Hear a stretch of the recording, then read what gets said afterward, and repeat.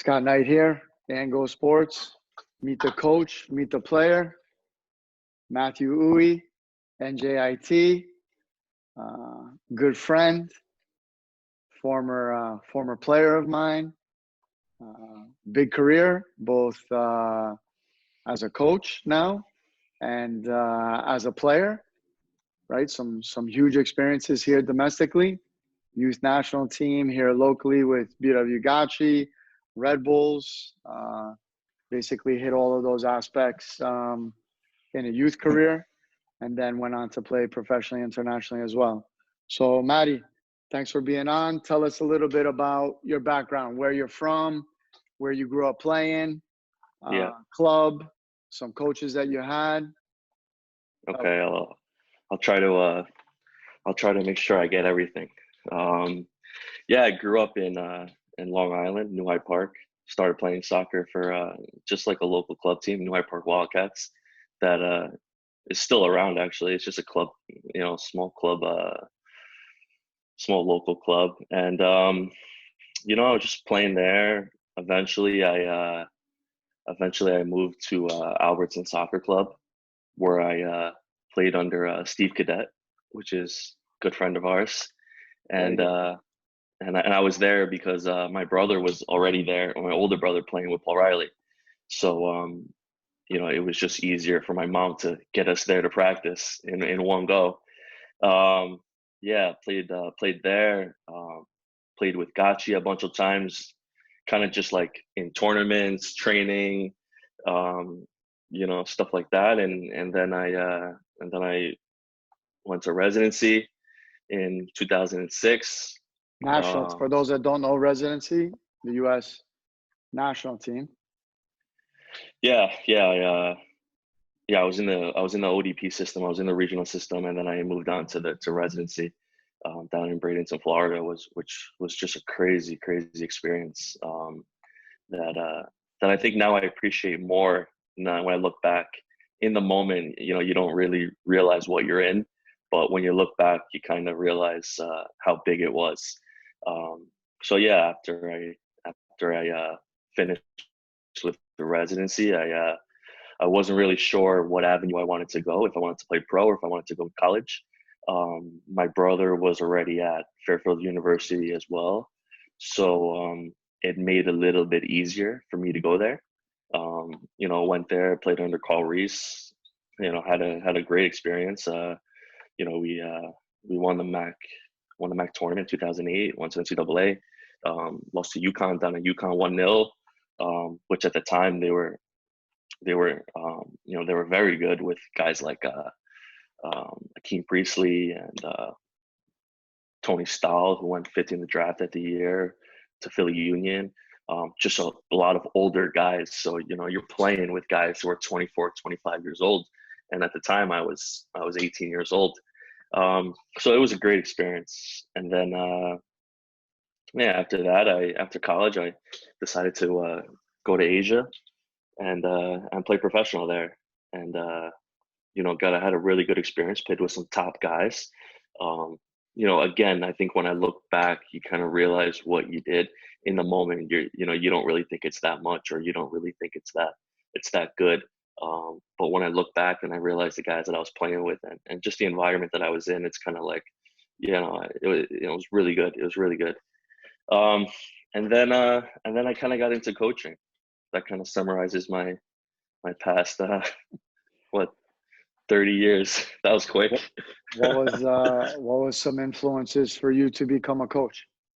When I was deciding to become a coach, I was thinking to myself, the game has given me so much. It's given me everything. I'm talking about education. I'm talking about friendship. Talking about life lessons. It's something that's been consistent in my life since I probably was about 10, maybe even younger. When I started to get into coaching, I just fell in love with it. I love being around football. I like being around it. I work all day now, and then I get home and the first thing I turn on is soccer, right? I just love it. I'm addicted to it. I don't know anything else besides football. um, and that made the decision very easy for me to go into that. But in terms of coaches that I've worked with that have influenced me, you know, starting from the beginning, I think Paul Riley was going to his sessions. I really enjoyed.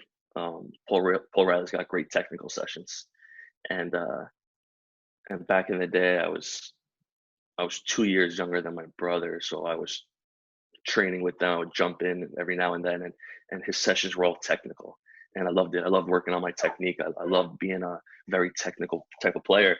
And when you're playing with older kids, you're forced to be very technical, because you don't have that much time. You're not as athletic and not as fast. So to get your way out of situations, you've got to be super technical. And I think that kind of started to resonate as I got older, and kind of how I developed and how I kind of structured my game. But as I got older, working with guys like uh, Mazer, who's at Ohio State, when I was at residency, who's unbelievable footballer, just incredible guy, but just quality footballer, had a Brian great career in the MLS. Brian Mazanoff. Yeah. Yeah. Yep, had a great career in the MLS, had a great career with the national team. Very, very humble. You probably wouldn't realize that he played in the MLS or that he had such a good career, because he goes about his business so casual and just very nonchalant. I really like that, and I try to do the same.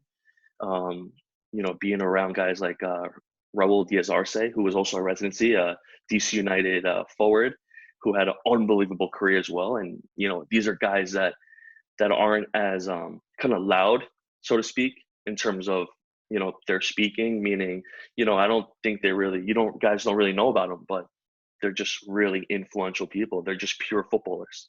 And then as I got older, at college, Carl Reese, I learned a lot about his player management, and his ability to motivate a group is probably one of the best I've been around.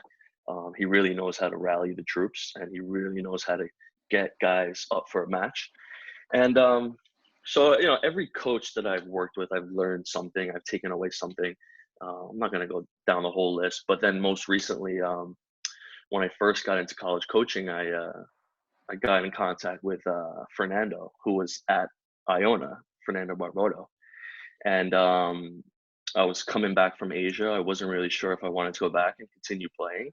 And I reached out to him. I said, "Hey, look, I'm interested in doing some coaching. Can we meet?" This was probably in the summer, in June or July. Season started in August, and I drove down to Iona, and we just talked football for about an hour. Nothing about coaching at Iona, nothing about where I wanted to see myself or how I wanted to fit into the staff. Just talking about pure soccer. And I was like, this is where I want to be. I like doing that type of stuff. So I jumped on at Iona in the coaching staff. Gosh, I don't remember the year. 2014? Sounds about 15? 2014, 2015. I jumped on. How many years you stay at Iona? I was only there for about 7 months, but that 7 months left a massive, massive impact on me and a massive influence. So yeah, I hopped on as a second assistant, and I just learned from him. I just saw how he managed the team, how he managed the practice, just kind of picking his brain all the time.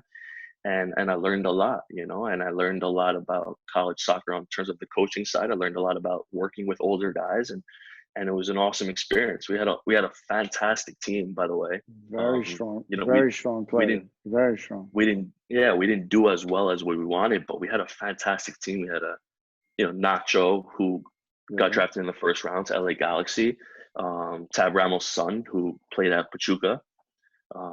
We had a bunch of younger guys. Jordan Scarlett, who's now with I believe now he's with Tampa Bay Rowdies. He's with Rowdies now, but he was for with a long time. Yeah. Right, now he's at Tampa Bay. So it was a quality team, and the level was very, very high, and I really enjoyed it. And then I was there for 7 months. Made a tough decision to go to Adelphi. And look, I went to Adelphi for a lot of reasons. One, I wanted to pursue my master's degree, which I felt was important for me, and Adelphi was able to provide that. It was close to home, so I wasn't driving as much to Iona, crossing the bridge every day. And Adelphi was a very good program for Division 2. Um, Still Carlo is a very, did not. still is a very good It still program. is, absolutely, absolutely, and Yeah. it actually has a lot of history. Yeah. Huge. Ronan Wiseman was my trainer growing up when I was on New Hyde Park. Yeah. Ronan's a Monty, close friend. Bob Montgomery with Red when Yep, you were at Red Bulls, right? yep, and Caffrey with ODP. Yeah. So Paul Caffrey who was at Houston, right? yep, yeah. So I And grew up Dynamo. going to Adelphi camp. I used to go to the Adelphi camp when I was younger. So yeah, going back there was nice, and in all fairness, Carlo ran that program like Division 1, right? And you can argue in some aspects that it was run better than Iona, and it was a D2 program. So so at Adelphi, I really learned like the structure and really the organization of running a program. And as well, we also had phenomenal players as well, and we had a lot of success. Um, we went to the NCAA tournament when I was there, first time I think for Carlo. Had to give that little jab to him. I was part of that when he was first NCAA Yeah. appearance. But No, no, we had a they've done phenomenal well. team. It was a lot of They did very quality well players. under Carlo. Yeah, very well under Carlo and you. And now that's Yeah, transitioned now with Gary and Tom, and right. they're doing fantastic job over there. Yeah, no, it's all. I mean, it's a great facility. It's a great place to go to school. I've got nothing bad to say. It was awesome. I had an unbelievable time at Adelphi. I learned a And then lot from with Carlo. Adelphi to NJIT. Yeah, so then I was at Adelphi probably for about a year, maybe a year and a half. I think a year. I was there for a full year from March to March. And then I heard Fernando got the job at Iona, and he gave me a call. And it's a funny story. I went down to NJIT, and at the time it wasn't what it is now. The facility wasn't great. There was no facility. They're in the process of changing it, right? So it's hard to Right. picture what it was going to be. And I was leaving Adelphi, that was like a country club, Yeah. and then I was driving into Newark every day. So, and plus, like, and all, call it what it is. NGIT at the time didn't have a great name. I think they were in and out of conferences, so like there wasn't really like an establishment for conferences. And it was just a average Division 1 school program. And one of the first things I asked Fernando, I was like, do you think we can win here? He's like, yeah, absolutely. I was like, all right, it's good enough for me. And that was it. And then I took a leap of faith, and I joined, on staff, and it paid off. And huge season this past season for you guys, right? You Yeah, had a lot yeah, of Matt. success, right? NCAA tournament. Yeah, yeah. We had a really good year. But I think it's important to know that year didn't happen in 3 months. That good year, um, wasn't because we had good players this year, which we did. That this year, us winning the regular season, the conference tournament, and going into the NCAA, playing Providence, that was a product of 3 years in the making. That's a process. When people talk about trust the process, that's literally trusting the process from day one. When we got there, saying we're gonna revamp this whole thing, we're gonna build the culture from the bottom, we're gonna start fresh with new players, and we're gonna really believe in our system and really believe in how we go about our business. And that's what we did. And at times it's hard to stay on that path, because sometimes you get a little derailed and things don't go your way, and you want to do something, you want to make a change really quick. But we kind of stuck to who we are, and we really believed in what we were doing was the right thing, and eventually it will pay off. I So didn't think it was tell going to pay off that soon, to be honest. Tell us a little bit about NJIT, the conference, the location, right? Yeah. The new facility. Yeah. The new facility in terms of the stadium and the athletic center is top level. You know, it's top notch. Um, and you don't really get the full experience until you're here, because you're like, oh, like you guys have a good facility, okay, fine, everybody says that, but like when you get there and you're in the stadium and you're in the facility, you're like, wow, this is incredible. I didn't know that NGIT has this. I didn't know that this is in Newark.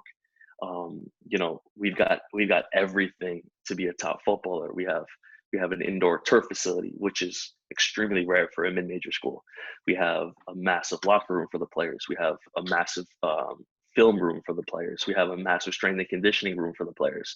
Our training room has a massive hot tub, jacuzzi. It's got the underwater treadmill, so our trainers can take a better look at players, you know, when they're injured. It's just got everything, you know. And then on top of that, we've got this unbelievable facility. And talking about the stadium, you know, that kind of looks over the athletic center, and it's just a really good mood. And you know, like, I mean, you know that New Jersey's got a lot of rich soccer history, right? Like we're near Kearney, Harrison, Newark. Like that has a very deep soccer history that maybe some people don't really know about, you know.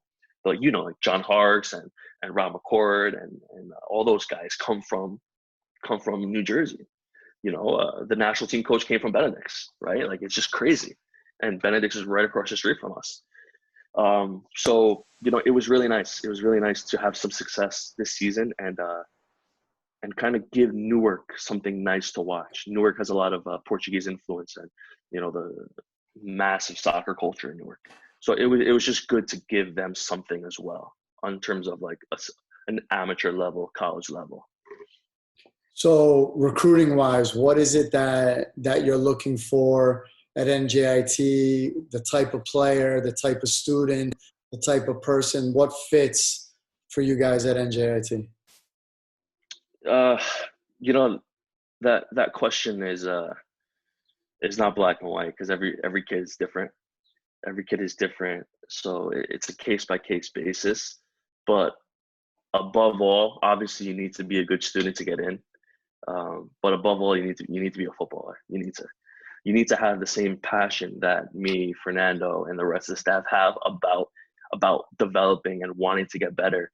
Um, if you have that and you come to this program, you're gonna have a good time.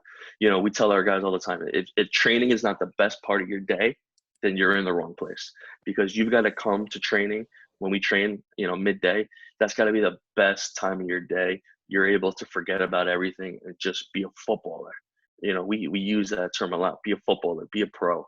Um, and some guys say they want to do it, and they can't. Some guys think they want to do it, but then when they're in the middle of it, they don't really want to do it.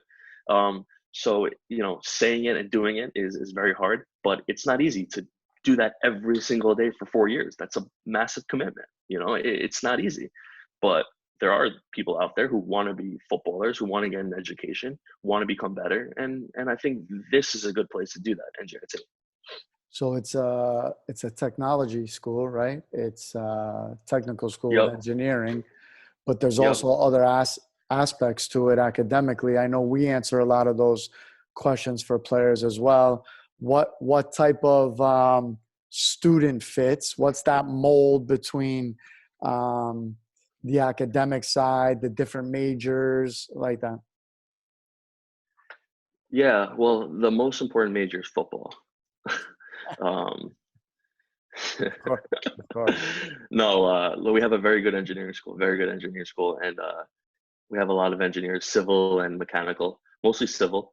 But you know, look, our guys who are engineers, you know, they're very, very smart. They were smart coming into NJT. You know, I think I was just doing the GPA this year, just doing the average, and I think we had like 10 guys with a 4.0, which is insane, because these guys are engineers. You know what I mean? Like it's just it's crazy, and they stress massively on on like during the year. They're, you know, they have that massive stress of like, I hope I do well. I hope I do well. And then it turns out they get a 4.0. It's like, what are you guys stressing out? But that's just me, you know? But yeah, they're very smart, you know, they're very, very smart kids. We have a business program as well that's very good. We also have a very good law and technology program, which is kind of unknown, but it's partnered with Rutgers. So like a lot of criminal justice, law, technology, and we partnered with Rutgers Newark, and that's also appealing to some student athletes as well. So I mean, in terms of education, I think it's a very good university. Like you said, it's very good technology. Everything that we do, every class, or regardless of the major, you're doing some type of technology classes, right? So that's one of the things that's a little bit different for us. So regardless of your major, you're doing some type of tech classes to prepare you for that type of environment if you go into that. But yeah, I mean, that's kind of how it is there, you know? So just to kind of conclude everything, if there's some advice you could give current players, families, a point of reference, something that you would want guys to understand about NJIT, about yourself, right, about football, what would be that point that you would want to get across to those that are looking to have a career in university? Again, like my personal opinion is you've got to be very dialed in. And what I mean by dialed in is you've got to be very committed to something. Um, if you want to play Division One, if you want to get an education, you know, you have to be very committed to the cause. And I know that's easy to say, but like I said, doing it every single day, being committed every single day is not easy. And that's kind of what separates people from in life, right? That's the separation. I was watching Bayern Munich versus Union Berlin yesterday, and I see Nevin Sabatic playing, who I went to residency with, playing for Union Berlin, playing center back, and I'm like, holy cow, this kid's playing center back for Bundesliga. I was training with him when I was 17 years old, right? I'm like, what went wrong? we were training at the same level. What went wrong? And you know, a lot of things went wrong, obviously, but there's, you know, talk about level of commitment, being committed, being a pro. I was looking at his stats. He was at Dortmund for a long time. You know, went to a World Cup with Serbia for in 2010. He should have been playing with the U.S. right. But like, you know, you look at players that I've played with that have gone on to have great careers, and I look at myself, and I think the commitment level or the drive to do it every single day is what separates people. And if you want to be a Division One player, then you have to kind of figure out a way to separate yourself. And I think the hardest part is the mentality. I think the mentality is the hardest part, because you know, can you do it on days that you don't want to do it? That's really the tough thing. You know, it's easy to do it on days that you want to. Everybody can get up. Everybody wants to play in front of a stadium that's packed. Everybody wants to, you know, play in matches, big time matches. But, you know, it's the other side. You know, like for example, for college soccer, do you want to wake up on, you know, January 25th when you just got back from break, 6 a.m. and you're in the weight room? Like, do you want to do that? Some people don't want to do that, or some people say they want to do it but really don't want to do it. So, you know, the mentality is really what separates people from being a pro or achieving their goals, you know. And that's what I try to tell our guys, and that's what I tell players from my past experience. Like, you know, stay committed, have a good mentality. The mentality will take you further than the talent. You know, obviously you got to be talented. Obviously you got to put the work in. You know, those are given, but the mentality separates you from the rest. And that's what I constantly tell our guys. So yeah, it was ironic watching Bundesliga yesterday. Maddie, thanks for being on. I appreciate your time and your insight. Super proud of you. Known you for a long time, right? Yeah, Had the for opportunity sure. to be around you for some critical time in your playing career, right, at a young age. So pleasure to coach you. Yep. Pleasure to see you succeed. Super proud of you. Big things coming. Big things already done. we'll stay in touch. Good job, bud. Thanks for being on. Thanks. Thank you. Thank you. Take care.